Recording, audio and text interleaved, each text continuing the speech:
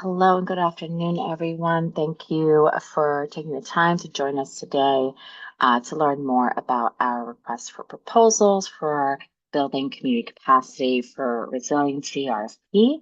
My name is Rosanna Petra-Nobre, the Water Quality Manager for the New York, New Jersey Harbor and Estuary Program, and I'm joined here today by Rob Barani. Rob, you want to say hello? Hey, everybody, and thanks for joining us. Rob Perani, I'm the director of the Harbor and Estuary Program here at the Foundation.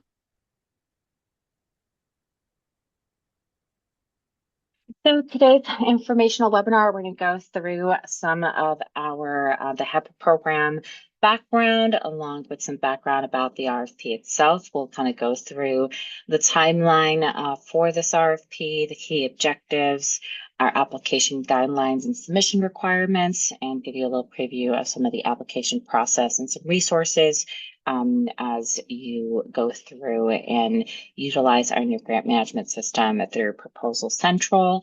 And then we'll end today's webinar with a Q&A. The webinar is scheduled to close and end at 3 p.m., though if we've answered everyone's question before then, we'll end up ending the webinar before 3 then. And we just want to let you all know you should be able to submit questions throughout today's webinar using the QA box in your toolbar below.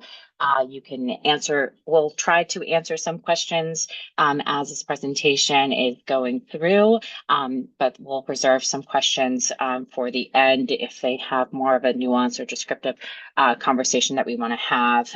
We'll reserve those for the end. If you see a question that you also have a similar question for, please feel free to upvote them and like them so that way they raise up on our bar, and we'll make sure to prioritize those first at the end of the presentation. And then also, if we don't get to your questions right away, or if you have to log off early, we will be creating a frequently asked questions document as well as posting this recording on the grant webpage, which I'll drop the link in the chat shortly. And with that, most of that will then also be uploaded by hopefully by the end of next week is when we aim to have that all there. So I'm going to pass it on to Rob to get us started, and I will drop some links in the chat. Great. Well, thanks, Rosanna. And again, welcome, everybody. Thanks for joining us this afternoon.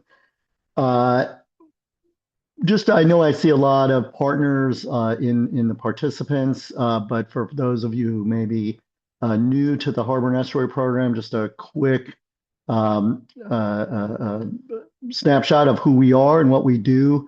The Estuary Program was created by EPA and the two governors of New York and New Jersey, basically to address the challenges faced in our large, complex, multi-jurisdictional watershed. We do that through an action agenda that identifies the shared goals of all of our partners. And we're hosted and staffed by the Hudson River Foundation. And we're just one part of the way that the foundation brings actionable science and collaboration to the improvement of the Hudson Raritan Estuary. Note that this map that we're showing here, this is the map of the territory that's eligible for this grant RFP. It's up to the Troy Dam, just north of Albany, and all the watersheds that drain into it. Like all our programs at HAP, we do tend to focus most of our attention to kind of the saltier, more urban portion of the estuary, what we like to call the harbor estuary. You hit the next slide. So, the estuary program's mission is really fulfilled by the way we connect, right now connecting more than 1,600 people through more than a dozen work groups and committees. I know, as I noted, there's a lot of partners in the audience, but for those of you who are new to HAP, please consider working with us in the future, through this grant opportunity or otherwise. I like to think we do a lot of good work together. It's certainly a great network that provides a lot of benefits to both the program itself, and we like to think to the to the folks who participate in it. Again, please consider joining us in the future, and you can learn more at harborestuary.org. This RFP is really focused on one of the shared priorities that's identified in the action agenda, and that's something I'm sure everybody on the call is familiar with, and the challenges of extreme weather events.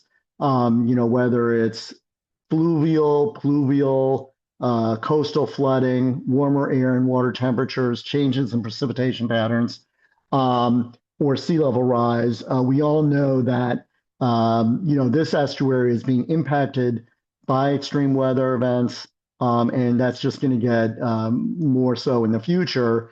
And it's really for us at HEP, and you can go to the next slide.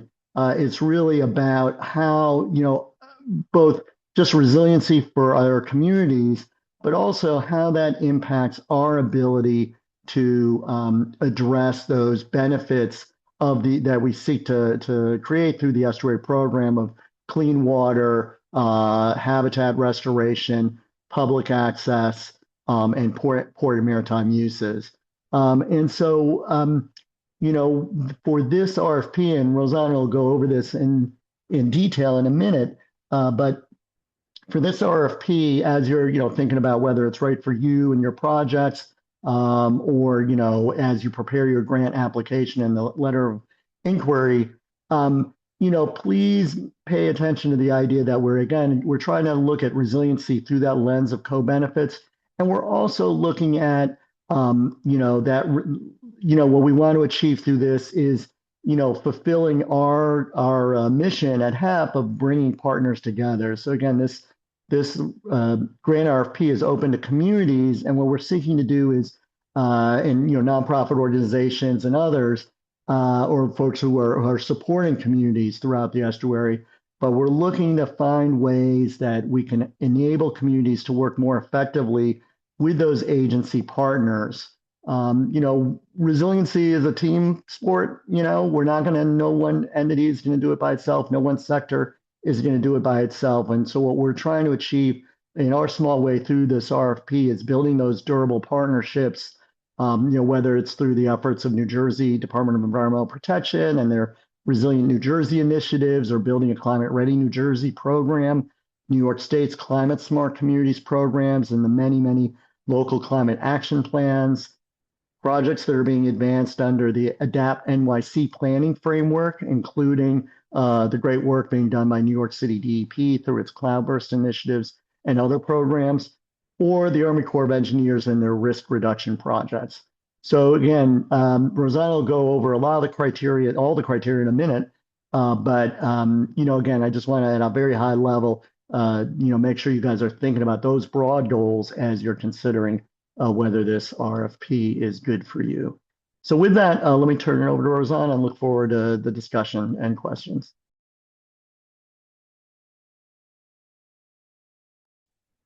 Thanks, Rob. Switching gears into the meat of this RFP, I wanted to start today with our timeline of this RFP. So after today, the next important date is the date of submission of your letter of inquiry, which is due on February 13th by 5 p.m. Eastern Standard Time. We're going to aim to notify you by hopefully in or around February 27th. Again, those will be for invitations to submit a full proposal, and then we'll aim to have those full proposals due to us back by March 30th. So when you're considering submitting your letter of inquiry, you should consider some of a spring start day. We're hoping to have that project selection done by April 10th of 2026. And all projects will need to be completed by June 30 of 2027. So that is your kind of timeline that you should be thinking about when you're writing and putting together your letter of inquiry. Now, going very much into the weeds of this RFP, we have five key objectives that we're looking for. You certainly don't have to meet every single one of these objectives in your project, but the more that you can check off, we would certainly, you certainly get additional points for that as per the criteria in the RFP. So I'm going to start with the first objective, which is really working towards enabling communities in the Hudson Valley Estuary watershed, again, from that Tappan Zee South to Sandy Hook Rockaway Transect, to fully participate in planning and decisions about watershed planning, stormwater management, and or other resiliency and adaptation efforts related projects being advanced by federal, state, and local governments. The proposals that can describe how community input would be incorporated into existing federal, state, or local decisions, or otherwise demonstrate coordination with public agencies are particularly encouraged. Number two is we're looking to advance community initiated projects that will enhance resiliency. So that can include shoreline improvements, stormwater management measures, and natural nature-based resiliency features. We're especially interested in projects that demonstrate these cross-agency collaboration and will help communities gain access to perhaps future funding opportunities for implementation of plans or projects, or kind of looking for that next step of where this funding can go, and have that kind of future thought into your project. The third objective is looking to addressing gaps in data and knowledge that will improve community and agency understanding of baseline conditions or the current and future impacts of extreme weather events, community values, and or the effectiveness of alternative adaptation measures and management strategies. So this can include efforts to assess the state of existing knowledge, as well as the development, implementation, and evaluation of educational programs. It could also be projects that engage community members in the participation of and co-production of required data and knowledge, would be especially encouraged. The fourth objective is ensuring that important estuary benefits are addressed and ideally enhanced through the project's efforts. So benefits and specific related programs that would support or improve water quality, either realized through like the long-term control plan or the MS4 stormwater permits, projects that look to incorporate habitat enhancement, including advancing projects identified in the Hudson Valley Estuary Comprehensive Restoration Plan, or the CRIP, and or projects that increase or improve public access in our waterways are encouraged. And lastly, we're looking to demonstrate the power of collaboration between community, government, independent scientists, and or utilities. So addressing extreme weather events requires a team effort. So proposals that engage multiple stakeholders or seek to establish successful community involvement in such partnerships are highly desired. This could be existing partnerships or new partnerships that you are proposing. In terms of our specific activities and outcomes, we're not calling them out specifically. We want you to let us know what you want to work towards. So you need to articulate what work is needed to meet specific community needs or define what resiliency means for your community. The RFP selection will prioritize projects with demonstrated community support and our direct engagement opportunities. And we'd like to see those ties again to any federal, state, or local opportunities. So you may want to consider how your project may be associated with existing opportunities, like, and definitely not limited to the Resilient New Jersey projects, New York State's Climate Smart Communities opportunities, the ADAPT at New York City, or even the Army Corps of Engineers risk reduction projects. So, and then any proposals for monitoring and data collection. Efforts should indicate how data and analysis will improve a resiliency initiative, inform management decisions, and or engage community. And then recognizing that the capacity of the community-based organizations is sometimes limited, and this work can include some necessary capacity building efforts that will help to achieve this RFP's objectives. So you can consider incorporating opportunities for community engagement activities to include public meetings and programs. It can include technical assistance and communication to enhance community understanding. It can include that monitoring and data collection, analysis, communication of those findings. Planning activities should define the goals and common visions and demonstrating those local needs. And then this could also include convening stakeholders to discuss community needs regarding the potential projects. And jumping into the application guidelines. So in order for you to be eligible, you should be either a nonprofit 5013C, a local state government, a university, and or groups partnering with a nonprofit or local government that can serve as a fiscal agent. We don't have any minimum or maximum grant award that we are planning for this, but we are anticipating awarding between 4 to 6 grants, anywhere between $50,000 and $100,000. We have a total of $350,000 available for this RFP. Your budgets can include salary, fringe, travel, supplies, professional services, and subawards to partners. Food is ineligible for use of these funds. And then indirect costs up to an applicant's federally approved rate. If available, you should see the RFP for those additional details. And while we are not requiring any match for this RFP, we are encouraging you that if you do have some match, please incorporate that in your project, so we are aware. Now, for those of you considering any data collection, please think about whether you will need to include and establish a quality assurance project plan for your project. We will require you to include this if you're seeking to publish the data or use the data collected in any public way beyond it being educational. So really think through that as you look to apply for this RFP, and if you're collecting data, how you're going to use it.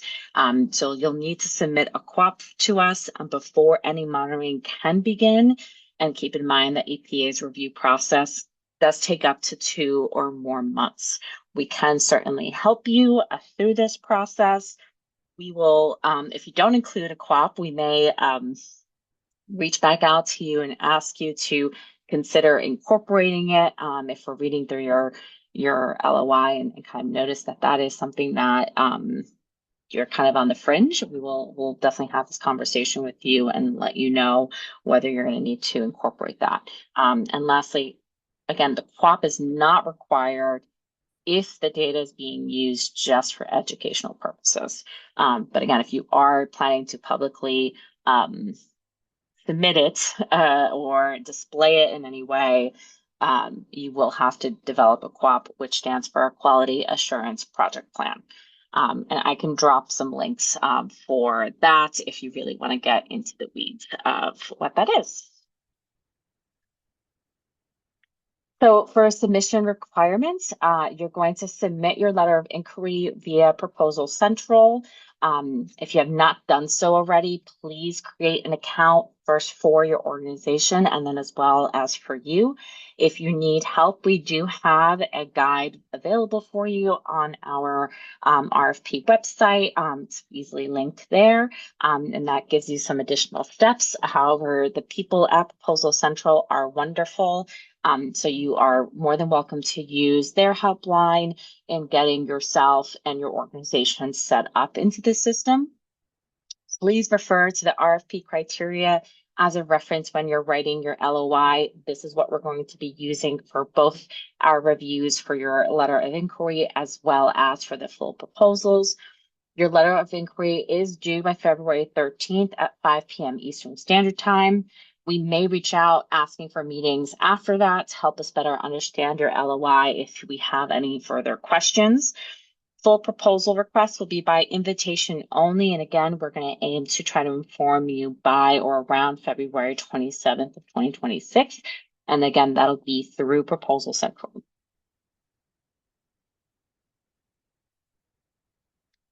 So within your letter of inquiry, you're going to include a title page. And again, these are basically blocks within Proposal Central that you'll be able to fill in directly into the system.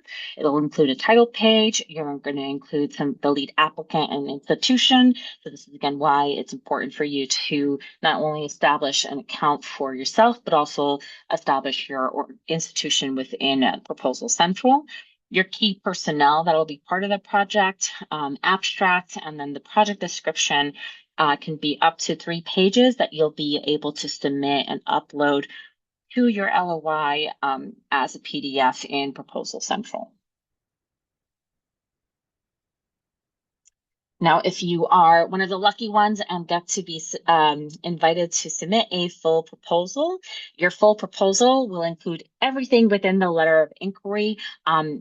Plus, the project description is going to be upped from 3 pages to 8 pages, and we provided more details in the RFP about what should be included in your project description, from your goals and rationale, location and community being served, associated projects and relevant agencies, your work plan, timeline, and evaluation. You'll also be able to upload up to 4 pages about your project team, so who really is going to be part of your project, and that'll be as a PDF. Letters of support are not required. They are optional. If you'd like to submit those, you'll be able to do so. I don't believe there is a limitation on that, so feel free to add as many as you'd like. And then budget details and justification.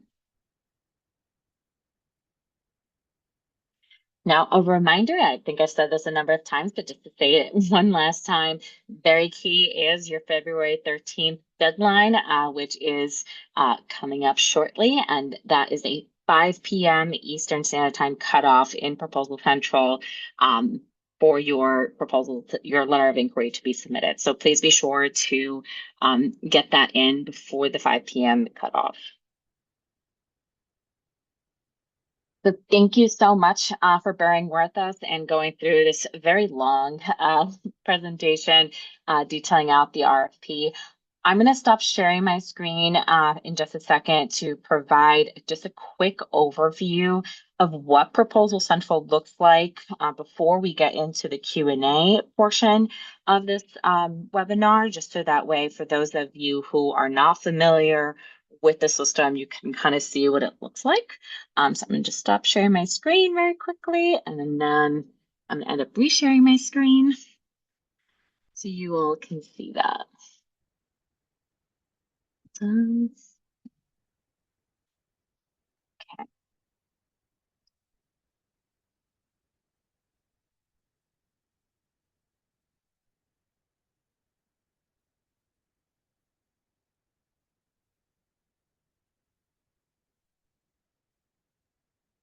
Okay. So can you see that screen? Rob, can you see that? Perfect. All right, so here is Proposal Central. It's literally proposalcentral.com. This is what it looks like when you get here. If you haven't set up an account and you need an account, this is where you're going to be clicking Need an Account. If you need a demo or if you need help, this has a number of links, and there's also the customer service in this in Proposal Central is wonderful.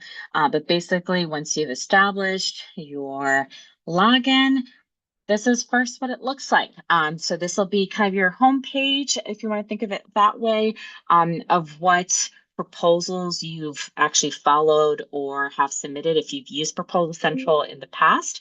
But basically, you want to do a quick search of new proposals. And you're going to search here. I think it's through here. I think if you search Hudson, it should pull up. Or is it right? Oh, grant opportunities. My bad. Grant opportunities is where you want to go. Then you're going to go here to the search bar. There's hundreds and thousands of opportunities. If you write in Hudson, it should show up the grant maker, Hudson River Foundation, which is us, and you can see all of our open RFPs right now. You're going to be clicking on the building community capacity. So if you click here, it'll actually go into our page where you can get the RFP and additional information. But really what you want to be doing is hitting apply now. Once you hit apply now, it'll go through all of the different aspects of what you need to include in what we just talked about for your proposal. So as you see, you have here the project title, your total amount requested, and you'll essentially want to hit save and go to the next page, or you can actually use this toolbar here to the left to go to the next item. You won't be able to go into the next sections of the LOI if you have not actually answered questions or boxes that have an asterisk towards it. One thing to note, which to me was a little learning curve for myself, is there will often be a box here that will populate and like let you know that there might be an error or you're missing something. So if you're wondering why you're hitting save and trying to go to the next page and they're not letting you go to the next page, you don't have to look far. It's usually right above in the same kind of box.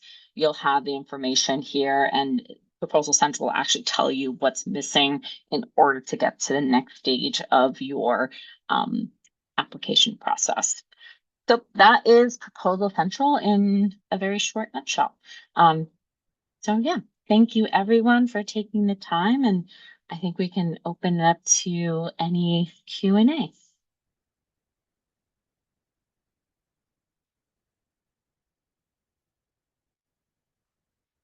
Okay, so I know we've answered a couple. I think there's some in the chat as well that I'm seeing. But I'll start with the ones that are in the Q&A. So one question is, does educational cover sharing basic water quality data on a website designed to inform the local community about challenges, or does that count as publishing? The answer to that is publishing. So when you're publicly making that data accessible and like analyzing that data, that is considered a public use of that data, which would require a quality assurance project plan for that data to be published. Now, if you're using it in like a lesson, for example, with students or with a community group for them to understand the basics of, what goes into water quality monitoring, like that wouldn't necessarily be a need for a QUAP. I hope that answers your question.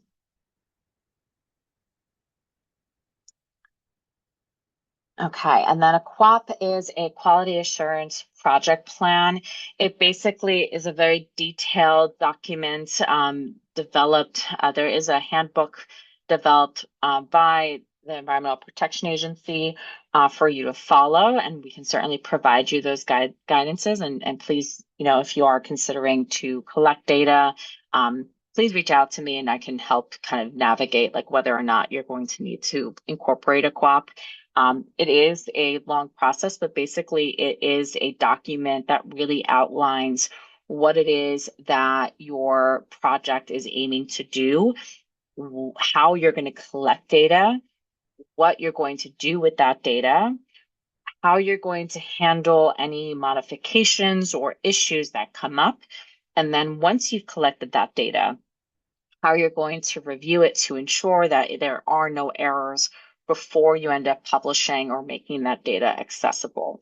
So it is a very detailed plan, and really, it is helpful in kind of thinking when you're doing some monitoring. It is helpful for you to kind of plan everything out in terms of your monitoring.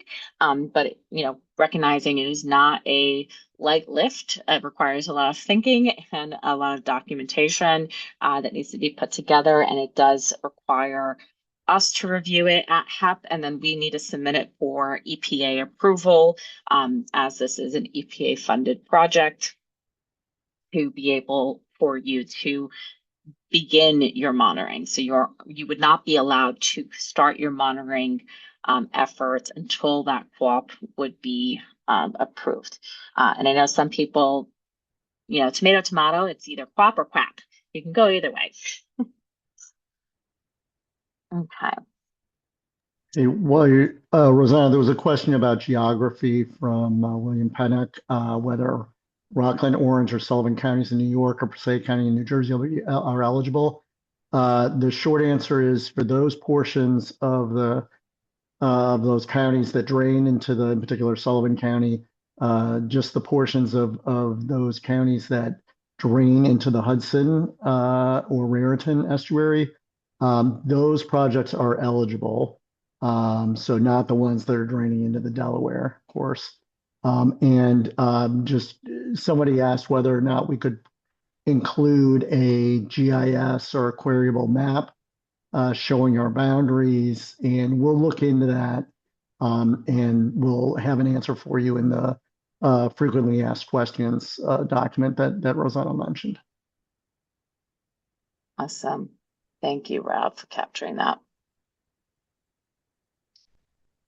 Okay, so I think I answered this live. I think.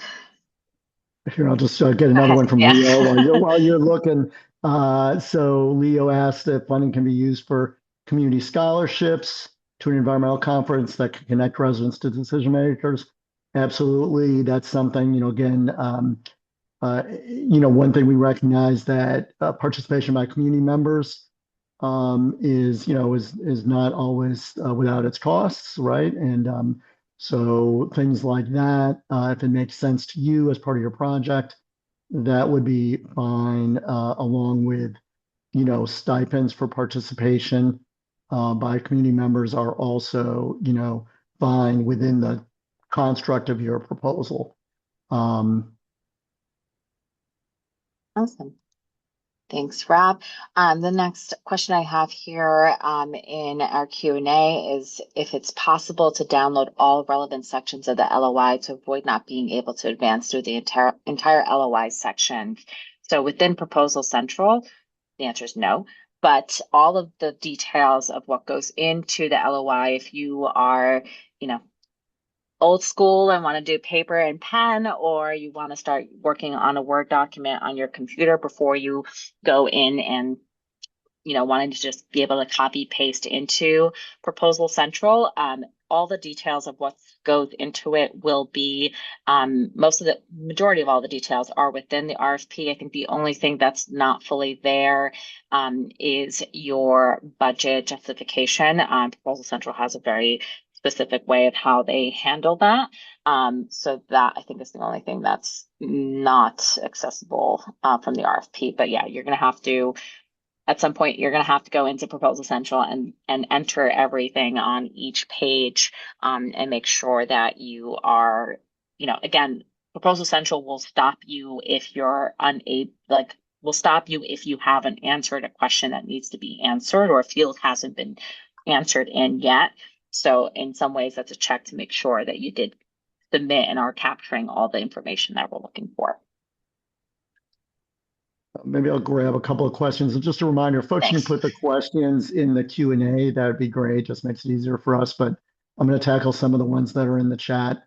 Charlie asked how many proposals will advance from the LOI stage to the full proposal. I think the short answer is depends. But what we've tried to do with the LOI is, make sure that we're not putting a burden and forcing people to do a complicated proposal if they're really not, appropriate for this opportunity. So, if I had to put a number on it, I would say we're looking to, approve somewhere in the order of 10 to 15, 10 to 20 LOIs. And then, as Rosanna mentioned, we're looking at, unfortunately, we're just able to fund a handful of proposals. So, but again, we've tried to structure the LOI to be a relatively simple process. So we'd encourage you certainly to spend a little bit of time and get something in. Anthony asked that he's got campaigns for flooding resiliency and solar energy efficiency. In general, for sure, energy, we are about those kind of co-benefits to the estuary. And, certainly recognize that climate mitigation is certainly has a lot of co-benefits. But we're really more squarely focused on that resiliency part of the equation as we think about addressing extreme weather events.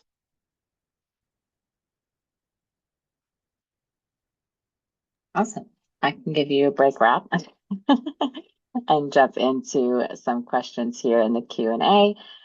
So one question, so we did get another question on if you're able to download all the relevant sections of the LOI. So I already answered that, but I do want to flag, a past person in the chat, Adam, who has used Proposal Central before, and it's a great recommendation. No surprise, you should save often, and definitely draft elsewhere. So I would always recommend, if not a notepad, a Word document to enter that information is, very encouraged.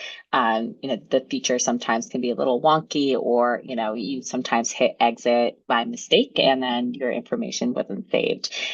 So definitely, again, the LOI details of what you're going to need to incorporate will be in the RFP itself towards the end as appendices, I believe. So feel free to use that to start drafting it, and then when you're ready to start kind of building your proposal inside Proposal Central, you can go through it a little bit more seamlessly and see if there's any issues or challenges. Feel free to reach out to us, or if you're having issues with the system itself, again, Proposal Central customer service is really great and will help you in every way. I do know that there are some issues. If you may have to stop your pop-up window blocker for some of the windows to be able to open. I know that sometimes helps to clear some of the issues there. The next question I have here is for project by Charlie for projects focused on community capacity building and systems planning rather than infrastructure implementation. Are there particular elements you recommend emphasizing to strengthen alignment with the RFP's estuary and watershed priorities? So yeah, really looking again, if you are able to meet, more than one of our 5 objectives, that is certainly what we want to see you work towards. If you and really with the community capacity building, if you're thinking about the planning effort of it, really think about how you can connect this work to either a federal project or initiative, or state or local government initiative. So that way, the community capacity that you are building, there is kind of this next phase of where that can go to and how that can support existing planning or projects that are happening in your community. So Rebecca asks whether we have a preference between a project that concentrates on one site or one neighborhood, or projects more broadly spread throughout a city. I think that's really up to you where you see your greatest benefit. I think either one would be fine. I think we would like to make sure we see a meaningful impact from this project. Recognizing, it's not a lot of money, relative to the need, I'm sure. So, just take that under advisement. But I think it really, that's one that it sort of depends, right? I would say there was a similar question that I saw about, whether how broad projects should be. And again, I think that's one where it's really up to you on how what you think will make the biggest difference. Recognizing that we would love to see some meaningful impacts out of this one project, for sure. Recognizing it'll be part of a longer term effort. We have a I take the question next. about. Oh, I was just going to grab. Let me just grab this one. Yeah. I see Winnie asks whether a lake within a park that provides public access and other benefits would be an eligible project under this grant. Let me just, broaden that, as I know the question has come up around other freshwater resources, and I would say that is certainly eligible. Recognizing that those freshwater resources are being impacted as well. So it's certainly eligible for the grant. Awesome. And then Rebecca had also asked that she was able to find her organization on Proposal Central, but not an Orchid ID, and whether you need to register there as well. And the answer to that is no, you do not need an Orchid ID to be able to register yourself. If your organization or institution is already registered in Proposal Central, you want to make an account yourself. And you may need to reach out to the administrator to like incorporate you as part and or there's a verification process to add you to the institution's like page. But yeah, not you should be able to connect it very easily. If again, if there's an issue of setting your account up to then add yourself into your institution that already exists in Proposal Central, if you and your administrator is having issues there, again, reach out to the folks at Proposal Central to help you go through that process and make sure that that linkage is there. It does make it easier, especially when you have multiple staff that may be working on the project. You'll be able to actually just pull their information very quickly if they're already within the Proposal Central network. So I hope that helps.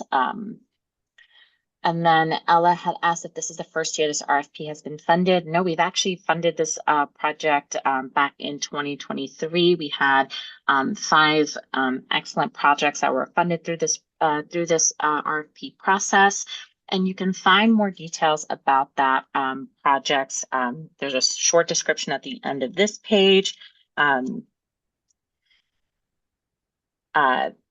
At the end of this page, I just dropped it in the chat. At the end of the page for this grant RFP, you'll see funded projects in the past, and you can click on each of the titles where the plus sign is, and there's a description of the team as well as what they were able to accomplish, a little short little abstract about their project, if that is helpful in referencing what has been funded in the past.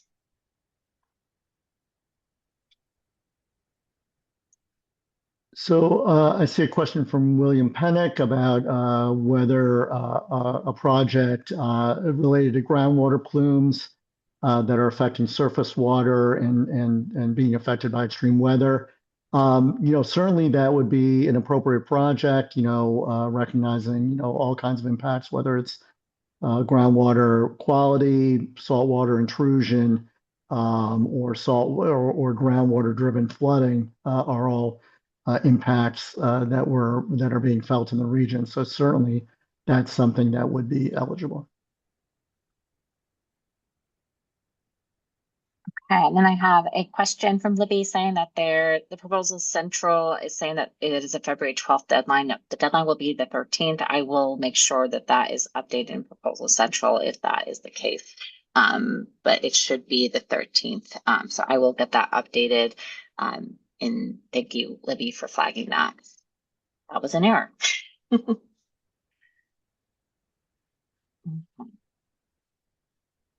There's a question from somebody about a AI-driven environmental justice project. I don't know what that is, but sure. I mean, I think if using AI as a technology to ensure that environmental quality is, as we like to say, is something that all Americans can benefit from, then I think that sounds like a great use of the grant funding to enable people to understand and maybe adapt that new technology for these kind of purposes. But I think it really depends on what you're trying to achieve using AI as opposed to just exploring AI as a tool. Okay, then I have a question around does the person who fill out Proposal Central form or account application need to be from the nonprofit or elected official office, or could it be their partner who will like a subcontractor doing some of the work on their behalf? So the answer to this is the PI needs to be the person who's logging in and submitting that information. Now, if you want to collaborate as the subcontractor with the PI, that's going to be the lead partner on this project, you can certainly fill out like the information. Again, you can download some of that content from the RFP itself and develop that Word document, as a collaborator. But again, the PI is going to be the one who needs to submit it at the end. I do believe that if you're added in as like a co-PI, you should be able to have yourself set up as the co-PI, and and depending on how the person adds you as a co-PI, you could be an editor. So then you'd be working within the same draft document of Proposal Central. You should be able to still see all the same fields. Again, Proposal Central can certainly, their customer service can certainly help you with that. And I think we do have some guidance in it, but yeah, you should be able to cross collaborate in Proposal Central as well. But maybe I'm old school and I like the Word documents. So I would recommend doing maybe a little bit of both just to make sure that your information doesn't get lost, especially if there's any bugs with the system as you're cross collaborating there. So I see Michael's question about he's got kind of a small request and a large request that he's considering submitting. I kind of just to repeat an answer that I gave earlier.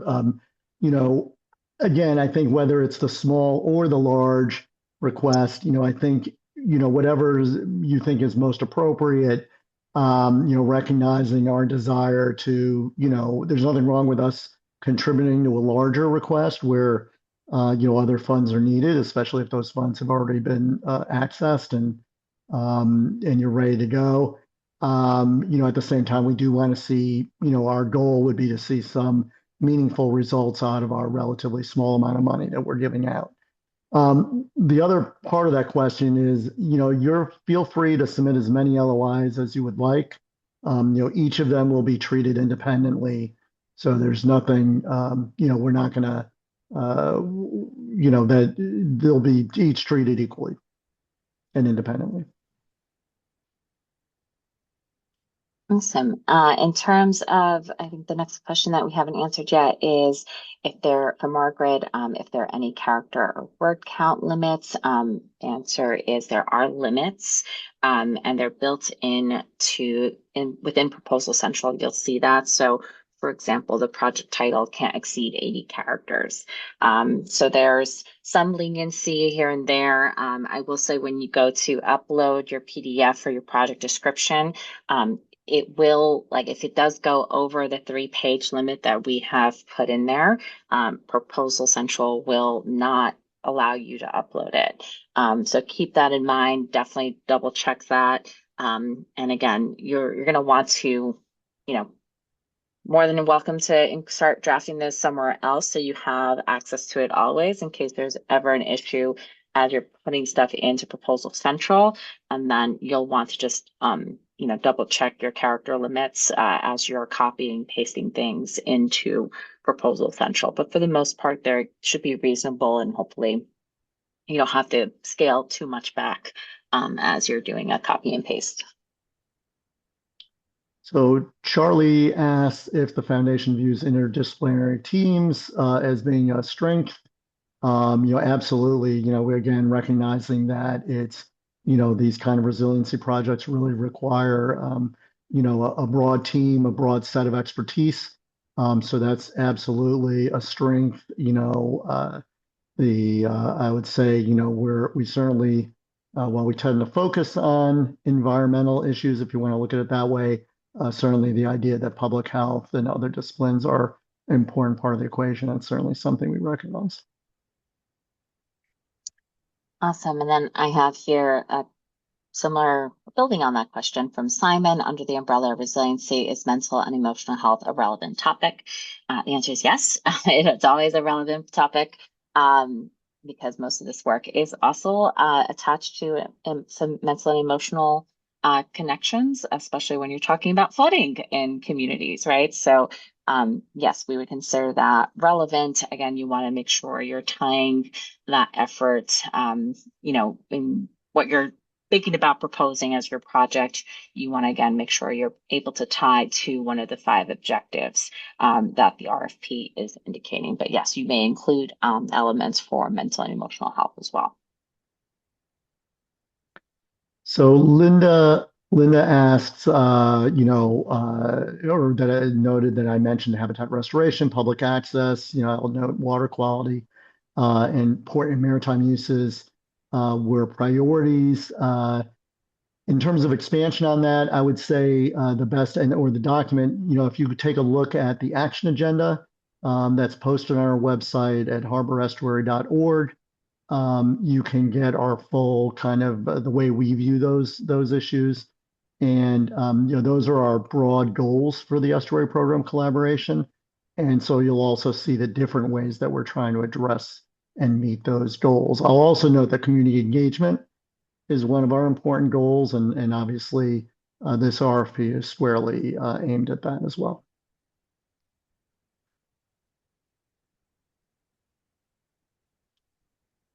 Okay.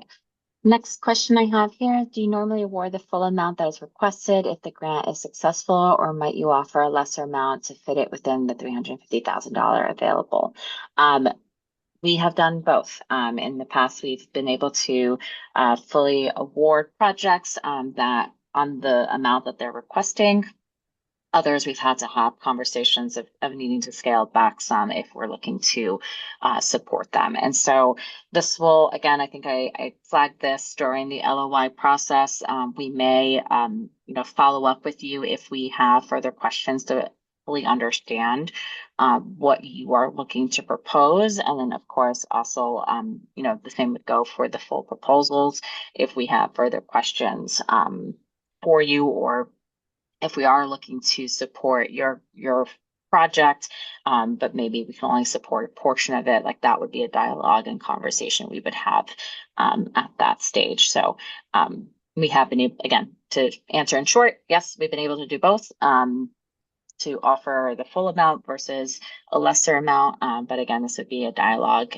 If we did have to fund your project at a lesser amount, we would have a conversation with you to discuss that further and give you an opportunity to revise your project to adjust that budget for the lesser amount if we got that to that stage.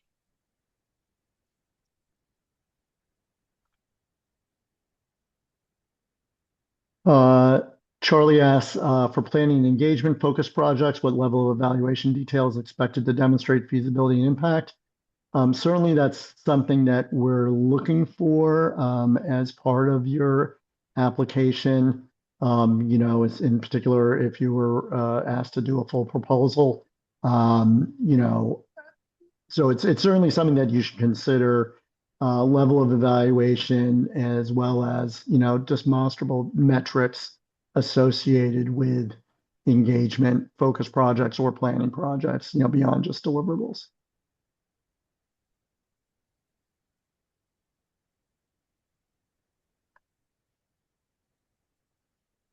Okay, then we have a question for Kathy.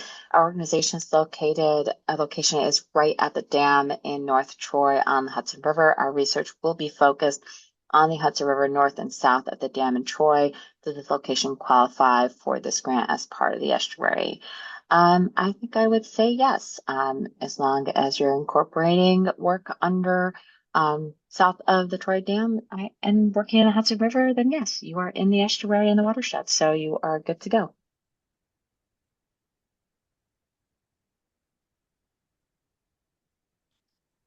Uh, I can take the next one. yeah, go Under for the it. umbrella of resiliency, is greenhouse gas emissions a major driver of global warming a relevant topic? The answer is yes. It is a relevant topic. It is an issue that we're dealing with.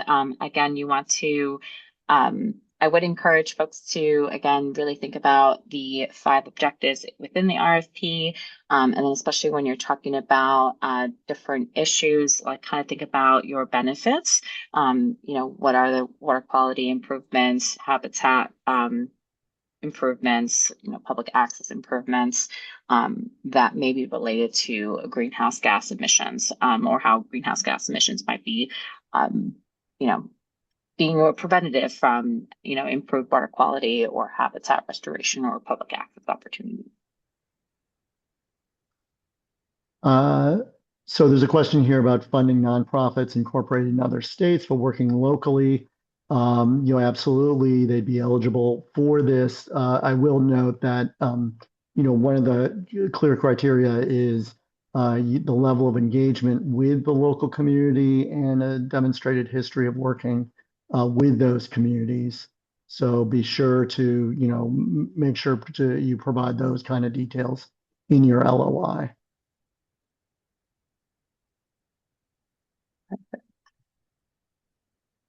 The And next then, yeah, go ahead. You want to do is it? the 350,000, the budget limit for one project. That is the amount of money we have available for this grant opportunity. As Rosanna indicated, we're hoping to fund a handful of projects. Most of them would be in the 50 to $100,000 range. So Perfect. And then we have a question on scope, language, and judging question. Oh, I like this. So per the RFP language below, how will the judging committee look at projects that are neighborhood pilots for potentially bigger campaigns, i.e. in more neighborhoods? Is it better to talk about just the pilot, or is it better to show the bigger campaign and plan, even if your grant fully won't fully fund it all? And the quote is proposed activities and outcomes can stand on their own or can be a part of a larger project or campaign. So if you're planning on using the funds for the pilot, that is where you want to focus majority of what it is that you're trying to accomplish, but you do want to be able to articulate to us how that's going to fit into the future, like larger effort that you're looking for, especially if that larger effort already has a portion or partially funded already. We want to be able to know that. So, please be sure, you want to articulate really what it is that the funds that we would be providing for this project would cover. But you want to make sure you're making that linkage to that larger campaign or project that you're trying to fit into. Let us know that how that looks. You don't want to spend too much time kind of describing that, but do be sure to try to incorporate that, so that way we are aware that this small pilot that you're proposing is part of a larger effort that's happening. And I think that maybe I see Jessica asked a question. I'm not sure we answered about whether, and I think this is relative to QUAP definitions. Does educational cover basic water quality data on a website designed to inform a community, or does that count as publishing? Um, I think my, I I it think I did answer this depends, but question, yeah, Rob. go for that, Rosanna. Yeah. Yeah, I think I did answer this question from the Okay. beginning. But yeah, if it is being published like on a website, for example, then it would be considered publicly Okay. accessible Right. data. Now, if you're like analyzing it for like, let's say you've collected some water quality data, you've analyzed it to have some like lessons for students or engagement, that kind of teeters in a little bit in the gray area of whether you're going to need a quap or not. But we can have that again. We can have that conversation. It'll be better once we see your full LOI to determine like whether you would fall into it or not, and then also thinking of your future projects or where you want to go to, like after this project would be over under our grant funding, may also determine whether you want to establish a co-op or not. So a little bit in the gray area, but basically you should consider if you are planning to publish the data and have it publicly available, it would require a quality assurance project plan. And then Michael asks or notes that funding from Washington is a moving target. May we anticipate resiliency programs, but that may be uncertain in the future. So I think, again, it kind of goes to that kind of large versus small reference or scenario that other people have mentioned. I think anticipating programs that you think are happening is fine. And, certainly we understand that resiliency results in the end will require more than the amount of funding we have available for this grant. So thinking about your project in a way that will benefit the community with or without that particular resiliency program, or anticipates a resiliency program, but has other benefits that'll be realized no matter what is the best way to think about it.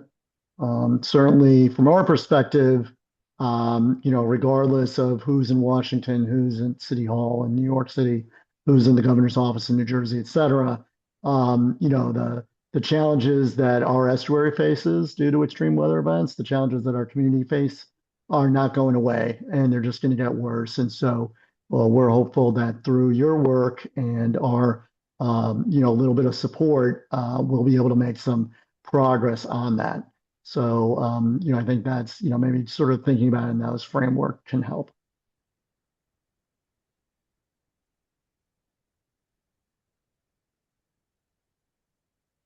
I think that may be it. Yeah, so thanks everyone for joining. I am just dropping some links again in the chat in case you've missed it. So I've included the grant RFP, and details and funded projects are available on our website. Oh, well, that's actually our guide. Sorry, that one that I just sent, guide. This one that I'm dropping in now is the actual RFP. So that first link I just dropped in is our grant application guide. So you can reference that if you're working towards learning about Proposal Central and where to get started, and how to navigate that. That second link is the grant RFP details and funded projects. You can also get to the grant application guide through that same RFP website that I just posted. We will go ahead and get updated in Proposal Central that the deadline for the LOI is February 13th, 5 p.m. Eastern Standard Time. So that'll get updated ASAP.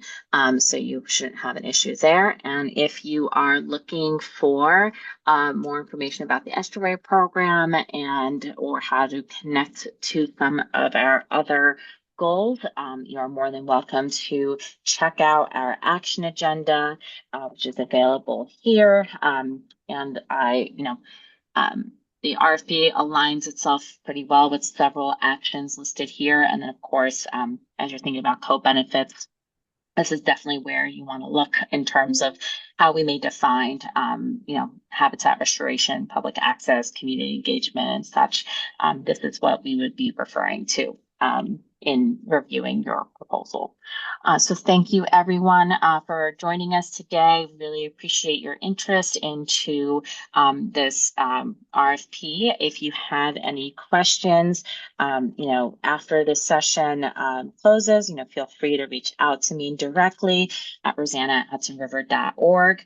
We will aim to get this frequently asked questions and the recording of this webinar onto our website by next week. So before January 29th or 30th, I think.